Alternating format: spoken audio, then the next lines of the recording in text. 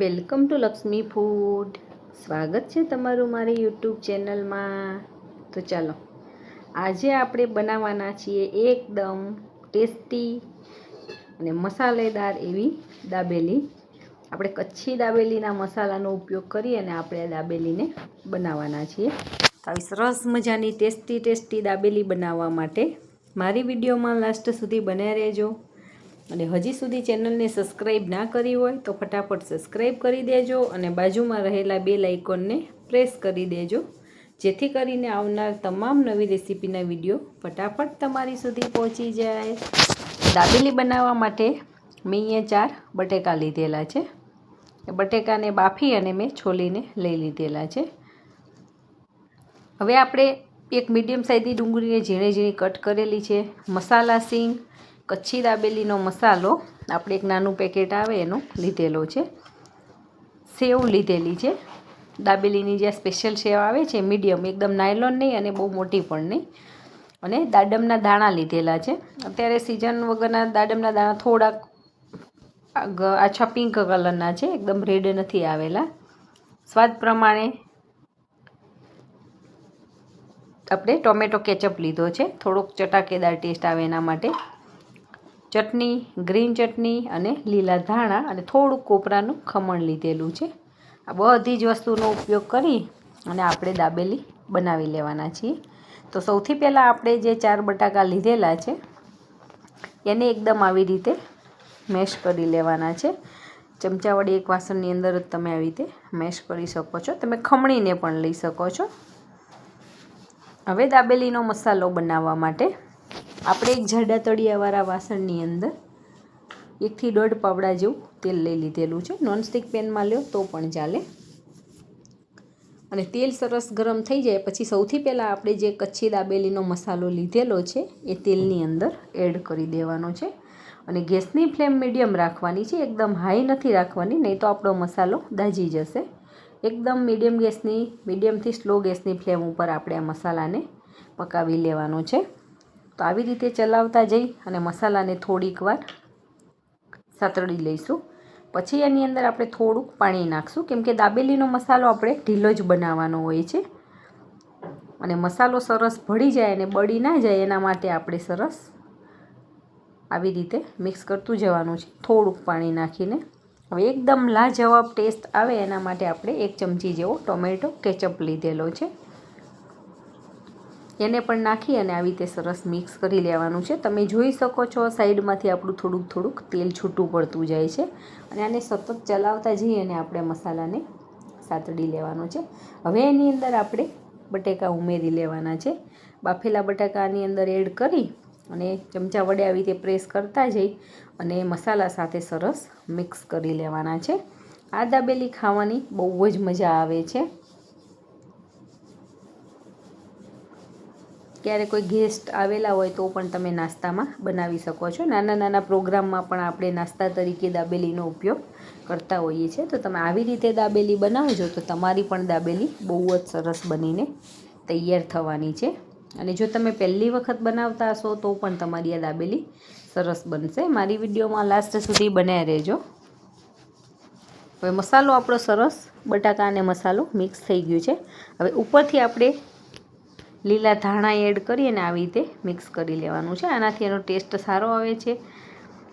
હવે આપણે એક પ્લેટની અંદર આ મસાલાને પાથરી લેવાનો છે. તમે જોઈ શકો છો બટાકાનો મસાલો એકદમ કઠણ નથી, આપણે થોડોક ઢીલો જ રાખેલો છે. બધો જ મસાલો ડીશની અંદર લઈ અને આવી રીતે સ્પ્રેડ કરી લેવાનો છે, પાથરી લેવાનો છે આવી રીતે. અને આપણે આને સરસ બધી વસ્તુ ઉપરથી એડ કરી અને તૈયાર કરી લેવાનો છે. તો સરસ આવી રીતે મસાલો સરખો કરી ઉપરથી આપણે મસાલા સિંગના દાણા આવી રીતે એડ કરી લેવાના છે.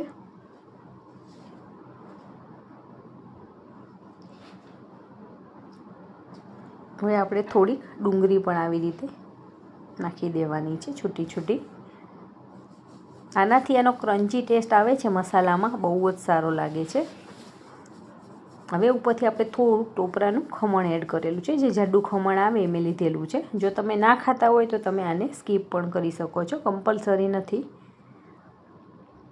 હવે ઉપરથી આપણે દાડમના દાણા એડ કરી દેવાના છે. દાડમ એકદમ રેડ કલરનું નથી મળેલું, આછો પિંક કલરનું છે, પણ ચાલી જશે, એનો ટેસ્ટ તો સારો જ આવશે. ઉપરથી થોડાક લીલા ધાણા નાખી અને આપણે આવી રીતે ગાર્નિશ કરી લઈશું. તો તમે જોઈ શકો છો એકદમ સરસ મસાલાની પ્લેટ આપણી આવી રીતે સજાવીને તૈયાર કરેલી છે. આવી રીતે પાથરી અને લેવાથી બધા જ મસાલામાં અને જેટલી પણ દાબેલી આપણે ભરશું એમાં એક સરખો મસાલો ને બધું આવશે, એના માટે આપણે આવી રીતે પાથરવી જરૂરી છે. હવે દાબેલીના જે સ્પેશિયલ પાઉં આવે છે મોટી સાઇઝના જમ્બો પાઉં, એ મેં ઉપયોગ કરેલા છે, કેમ કે આની અંદર આપણે મસાલોને એવું ભરવાનું હોય છે, તો નાના પાઉં હોય તો મસાલો બહાર નીકળી જતો હોય છે. એટલે આપણે દાબેલીના જે સ્પેશિયલ પાઉં આવે છે એનો ઉપયોગ કરીએ છીએ. જો ના મળે ને નજીકમાં નાના પાઉં મળે તો નાના પાઉં પણ ચાલી જાય છે, પણ બને ત્યાં સુધી આપણે આવા પાઉંનો ઉપયોગ કરી લેવાનો છે. હવે એની અંદર આપણે ખજૂર, આંબલી અને લસણની ચટણી મિક્સ કરેલી છે એ એડ કરું છું. બીજી ગ્રીન ચટણી છે, એને પણ આવી રીતે સ્પ્રેડ કરી લેવાની છે. અને દાબેલીના પાઉંને આવી રીતે આપણે પકડવાનું છે ને વચ્ચે ખાડા જેવું કરી દેવાનું છે, તો તમને મસાલો ભરતા પણ સરસ ફાવશે. હવે મસાલો આવી રીતે ભરી લેવાનો છે. બધી બાજુથી સરખો મસાલો ભરાય એ વસ્તુનું ખાસ ધ્યાન રાખવાનું છે. હવે થોડાક વચમાં આપણે દાડમના દાણા, થોડીક ડુંગળી, મસાલા સિંગ અને થોડાક ધાણા એટલું આ વચ્ચે મૂકી દઈશું. અને પાછો ફરીથી આપણે આની ઉપર દાબેલીનો મસાલો ભરી લેવાનો છે. એટલે ઉપરની જે મસાલો આવશે ને વચમાં આપણો આવો ક્રન્ચી ટેસ્ટ આવે એના માટે આપણે આ બધી વસ્તુ રાખી દઈએ છીએ. હવે દાબેલીને બંને સાઈડેથી આવી રીતે પ્રેસ કરી લેવાની છે. અને સાઈડમાં જો આવી રીતે મસાલો નીકળ્યો હોય તો એને આવી રીતે ચમચી વડે સરસ સરખો કરી લેવાનો છે, જેથી કરીને આપણી દાબેલી ખુલી ના જાય અને મસાલો પણ બહાર ના નીકળી જાય. તમે જોઈ શકો છો એકદમ બજારમાં મળે એવી સરસ મજાની દાબેલી આપણી બનીને તૈયાર થાય છે. તો બધી જ દાબેલીમાં આપણે આવી રીતે મસાલો ભરી અને તૈયાર કરી લેવાની છે. તો તમે જોઈ શકો છો દાબેલી એકદમ જમ્બો સાઈઝ લાગી રહેલી છે. એક દાબેલી ખાઈએ તો પણ આપણે ધરાઈ જઈએ છીએ. હવે આપણે એક નોનસ્ટિક તવીને ગરમ કરવા માટે મૂકી દીધેલી છે અને એની અંદર હું બટર એડ કરું છું. હું દાબેલીને બટરમાં શેકું છું, પણ જો આપણે બટરની ઈચ્છા ના હોય ને ના મજા આવતી હોય તો તેલમાં પણ શેકી શકો છો. તમે જે ફૂડ ઓઇલનો ઉપયોગ કરતા હોય એ ઓઇલમાં શેકી લેવાની છે. તો તવી ઉપર આપણે આવી રીતે બટર લગાવી દીધેલું છે અને એની અંદર 1 બાય 1 બધી જ દાબેલીને આવી રીતે ગોઠવી લેવાની છે. ગેસની ફ્લેમ શરૂઆતમાં ફૂલ રાખવાની છે અને દાબેલી આવી રીતે ગોઠવી દઈએ પછી ગેસની ફ્લેમ મીડિયમ કરી લેવાની છે, જેથી કરીને આપણી દાબેલી નીચે દાજી ના જાય અને એનો ટેસ્ટ ખરાબ ના થઈ જાય. એટલા માટે ઉપરથી આપણે આવી રીતે થોડુંક બટર લગાવી દઈશું, કેમ કે આને જ્યારે પલટાવશું ત્યારે આપણી દાબેલી બંને સાઈડથી સરખી શેકાઈ જાય અને એનો સરસ ટેસ્ટ આવે, એના માટે આ પ્રોસેસ આપણે કરી લઈએ છીએ. તો થોડુંક આપણે તાવેતા વડે આવી રીતે પ્રેસ કરતા જઈશું, જેથી કરીને નીચેનું પણ થોડું ક્રિસ્પી થઈ જાય. અને દાબેલી થોડી ક્રિસ્પી હોય એ સારી લાગે છે ખાવામાં. હવે બધી જ દાબેલીને આવી રીતે પલટાવી લેવાની છે. તમે જોઈ શકો છો નીચેનો ભાગ એકદમ સરસ ક્રિસ્પી થઈ ગયો છે અને ગોલ્ડન બ્રાઉન કલર પણ એમાં આવી ગયેલો છે. હવે પલટાવી અને મીડિયમ ગેસની ફ્લેમ ઉપર જ આપણે થોડુંક પ્રેસ કરતા જઈ અને દાબેલીને શેકી લેવાની છે. આપણને ઓછું લાગે તો થોડુંક ઓઇલ હજી સાઈડમાંથી નાખવાનું છે, જેથી કરીને આપણી દાબેલી સરસ પાકી જાય.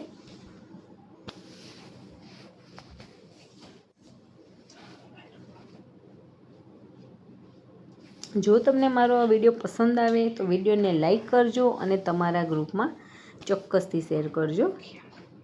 અને ચેનલને સબસ્ક્રાઈબ કરવાનું ના ભૂલતા. તમારા એક સબસ્ક્રાઈબથી અમને ઘણો બધો હોંસલો મળતો હોય છે. તો બધી જ દાબેલીને આવી રીતે ફેરવતા જઈને આપણે બધી બાજુથી સરખી શેકી લેવાની છે. અને સાઈડમાં પણ આવી રીતે આપણે દાબેલીને ફેરવતા જઈ અને થોડીક શેકી લઈશું, જેથી કરીને ચારે બાજુએ આપણી દાબેલી સરસ શેકાઈ જાય. તમે જોઈ શકો છો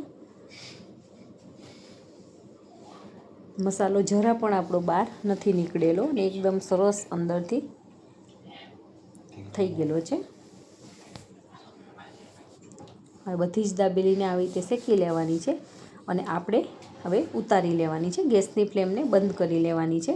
હવે મોટી એક ડીશ મેં લઈ લીધેલી છે. એની અંદર હું સેવ નાખી દઉં છું. દાબેલીની આપણે જે મીડિયમ સેવ આવે છે એ સેવ લેવાની છે અને જે બંને બાજુ મસાલો છે એને ઉપર આવી રીતે ચોંટાડી દેવાની છે. આનાથી ક્રન્ચી ટેસ્ટ આવે, દેખાવમાં પણ સારી લાગે છે અને ટેસ્ટમાં પણ બેસ્ટ લાગે છે.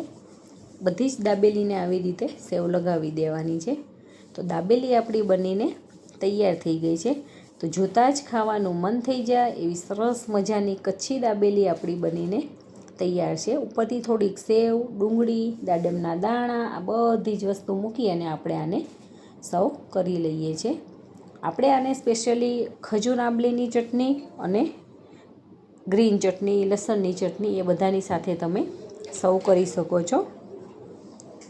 તમને જેનો ટેસ્ટ સારો લાગતો હોય એ બધી ચટણી આમાં તમે લઈ શકો છો. તો છે ને એકદમ સરસ,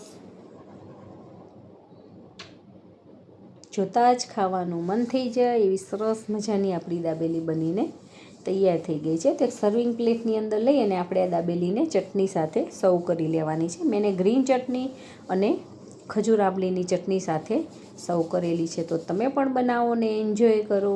થેન્ક યુ.